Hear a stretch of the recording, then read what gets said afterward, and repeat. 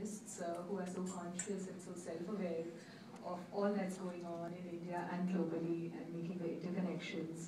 First of all, I want to congratulate WEP and Sakhi for thinking about the mudroof and the glass ceiling at the same time.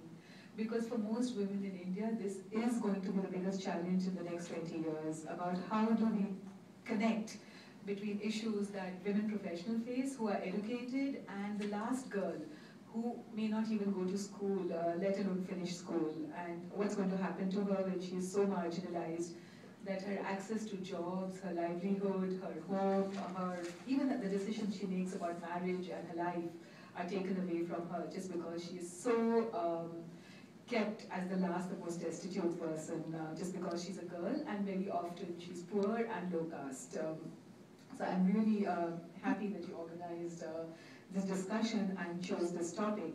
I also noticed that in your flyer, you very courageously have named the woman who was raped on December 16th in Delhi, Jyoti Singh Pandey. And this is precisely what the women's movement is about and what Apne Aap, the organization that I represent, is about. We are trying to break the silence. We want to name, we want our names to be noticed. We want to get people to hear what we are saying. And Jyoti Singh Pandey's parents have been going on telling everyone in the media that we want a hospital named in our daughter's name. And at the same time, the media has been ignoring this and going on calling her either by a different name like Nirbhaya or Damini or other names. Very scared to name her, though her parents are talking about it. And Jyoti herself, even till the day she died, was fighting. She first fought the rapist in the bus, and while she was in hospital, she was asking questions about what happened to them and what happened to her friend, the boy who was fighting the rapists with her. So I'm really pleased that Sakhi and WEP have named Jyoti Singh. This is a way of honoring her and honoring all those sisters in the women's movement in India and globally who are trying to break the silence, who want a voice. Apne Aap Women Worldwide, of course, works with that most marginalized woman that I was talking about. The one who is not just poor, but absolutely destitute. She lives for less than $1 a day, but not just she, her whole family probably lives for that less than $1 a day. So 50 rupees could be the daily wage, and that 50 rupees could have to provide for 5 people in the family. And out of that, they have to look for housing, they have to look for education, clothes, medical expenses, and protecting each other if they're living on the sidewalk. These are the girls that Apne Aap works with. These are the women that Apne Aap works with in the slums and brothels of Calcutta, Delhi, Bihar, Bombay, right across India. We've organized more than 15,000 girls and women, and what we find in talking to girl after girl, woman after woman, is that they have dreams which the budget of India simply does not address, which the social, legal, and economic policies simply do not address. And the dream is, as the first woman in prostitution who became a member of Apne Aap 10 years ago, her name was Sureka, told me. She said that I want an education for myself and my daughter. Luckily, Sureka's daughter Sonu did get an education, and 10 years later today she is studying to be an animation artist. But as the statistics that Ms. Ruchira was talking about reveal, that most of the other girls are not getting an education. They are being left out. And they form part of the 3 million women and girls who are trafficked into prostitution just because they are left out. They're trapped in brothels in India. 1.4 million of them are girls, and the other 1.6 million were girls, and they simply became adults while trapped in the brothels of India. Nobody was there to watch out for them. When they were pulled out of schools, if they were going to schools at all, and put into a brothel, even though India has right to education. Because they were simply considered marginalized, low caste, poor, and not as valuable as anyone else. So there was no truancy officer who showed up to find out why this girl did not show up in school. Nor did any police officer show up in the red light districts of Calcutta inside the brothels to find out why were these girls in there. So that was the first dream that I learnt about 10 years ago when I started working on issues of trafficking. The second dream that Surekha said was that I want a room of my own. And at that time she was living in a brothel in Bombay, which was a small 4x4 room with 3 or 4 beds jammed in, iron bars on the window, and the customers would come and use the beds while children of people like Surekha were playing on the floor. The women were suffering from insomnia on top of all the other diseases that they had, which come from body penetration. And Surekha told me at that time, she said, I want just something which is this big, where I won't be pushed around, where I won't be beaten, where I can sleep for a full 8 hours. And she did not want a room in a shelter, a bed in a shelter, or a bed in a brothel. She wanted something which was safe and independent. The third thing Surekha, when I started Apne-Aap 10 years ago in the brothels of Bombay, said was that she wanted a job in an office. And I said, what do you mean by a job in an office? And she said again that, where somebody won't kick me, somebody won't penetrate my body, where there's old age pension, when I grow older I still have something, where I can sit behind a desk, it's not full of violence, my everyday work environment, which is sustainable, which is dignified. I don't have to strip my body, I don't have to change who I am night and day and all of that. So I said, oh. And the fourth thing she said, which was absolutely crucial and pertains to today's discussion, both for those who are part of trying to go past the mud roof and for those who are going to try to go past the glass ceiling, is she said she wanted legal protection. She didn't want clients to beat her, she didn't want police to beat her. She said that when she was taken away from her small town just outside Bombay, there was no one to watch out for her. And she feared, in fact, going to the police to complain about the man who had pimped her, because the police would simply say, but that's your destiny. You've already been raped. Why do you come to us? Go back to him. Now he's your guardian. And this happens to woman after woman and girl after girl that I deal with across India. In Calcutta, in Bombay, in Delhi, in Bihar, in a village, in a town, in a city. That when girls want protection, they're told to actually, or even try to run away from the brothels, very often the police collude with the traffickers, with the brothel managers, with the pimps, with the boyfriends, with the recruiters, with the transporters, the whole chain, and send her back to the brothel. And this is why there's a continuum of abuse for women and girls, which starts from the time when they're girls and ends to the time when they die as middle-aged women. Very few even make it to old age. The trajectory in prostitution is first as dead bondage when you're a child, then a prostitute who's allowed to keep half of what she earns, begging and death. And the continuum of abuse for poor and low-caste girls is that first they could be sold into domestic servitude. Then from domestic servitude, they will be most likely sexually exploited, along with being servants at home for middle-class families. And after the sexual exploitation, she might very well be sold into brothels or just kicked out and end up being recruited into a brothel. And when the brothel feels that there's no use for her, because prostitution is not an occupation, that you earn more as you grow older, you earn less actually because customers want younger and younger girls.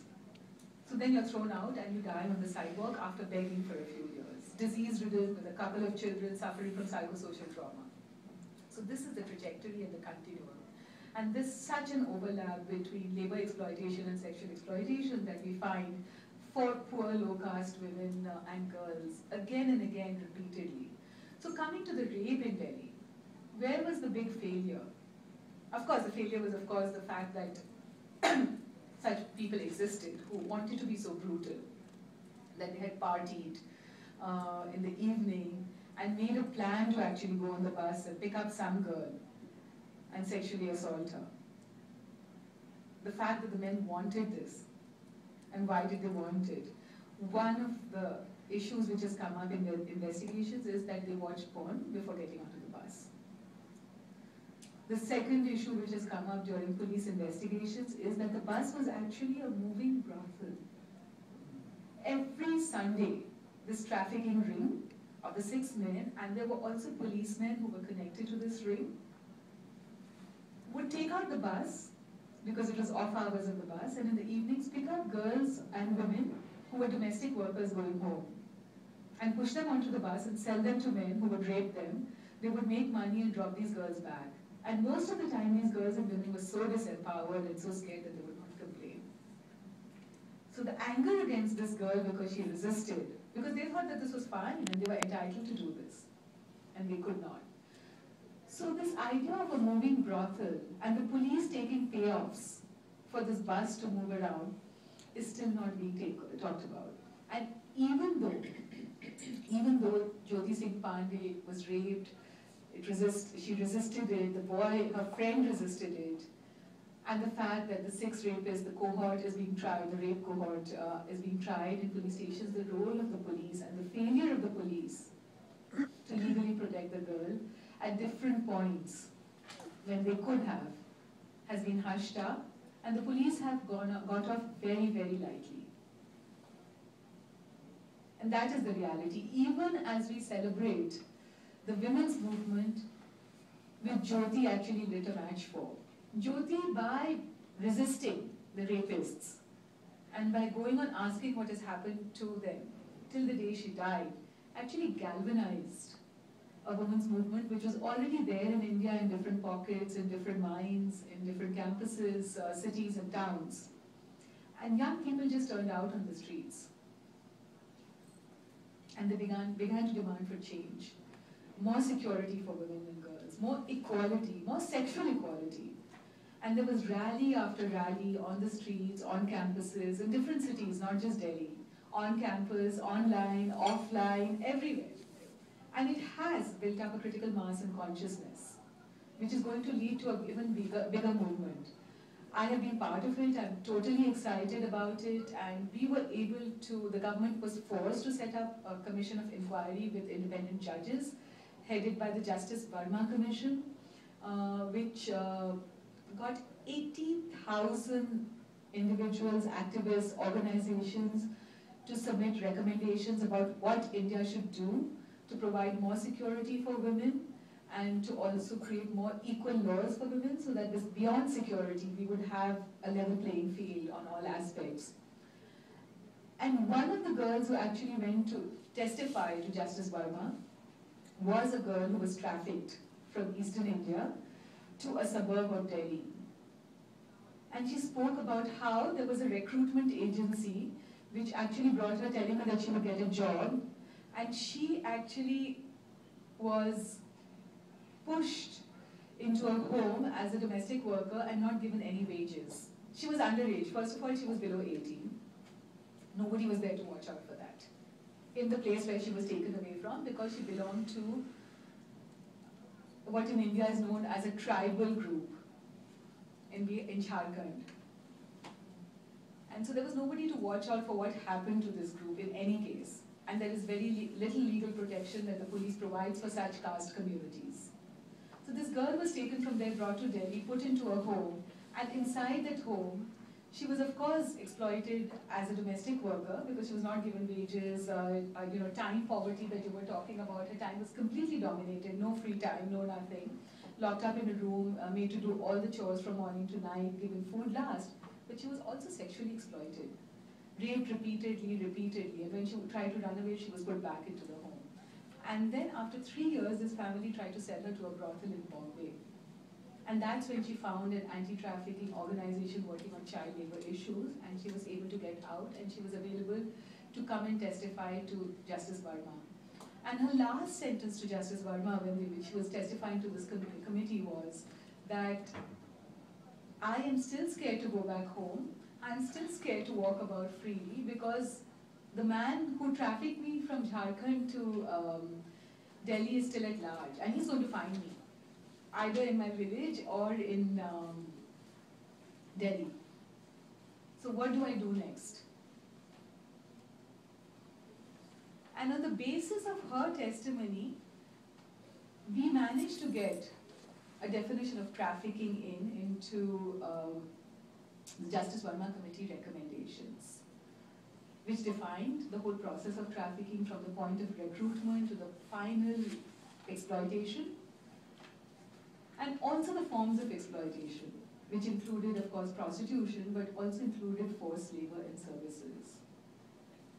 And Tiluma said that I should talk about a personal story. We were happy that Justice Verma had that in the ordinance and the recommendations. The government of India took on the recommendations of the Justice Verma Commission, and they actually put it into an ordinance, the definition of trafficking. But they left out Verma Commission's recommendations for police reform. They did not want to touch that. So one bit was already diluted in the ordinance. Now that ordinance is going to actually become a bill in Parliament, which is going to be put to vote in Parliament next week. And that the draft of the bill was circulated to MPs. And there were MPs who actually looked at the draft and said, how can forced labor and services be considered exploitation? If we define that as a part of the outcome of trafficking, then who's going to do the work? There were actually a couple of MPs who did that, and they got forced labor and services deleted as a form of exploitation in the bill which is going to be presented to Parliament next week. So further dilution. The third dilution, which is in process in happening, is that prostitution is going to be further defined. And there's a big debate about that among the MPs. And they're saying, why don't we use the term forced prostitution?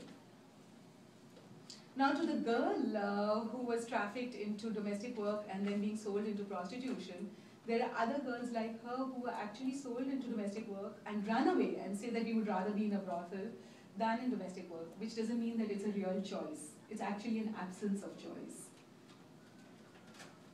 So there's no force involved, but the force is implicit in her circumstances.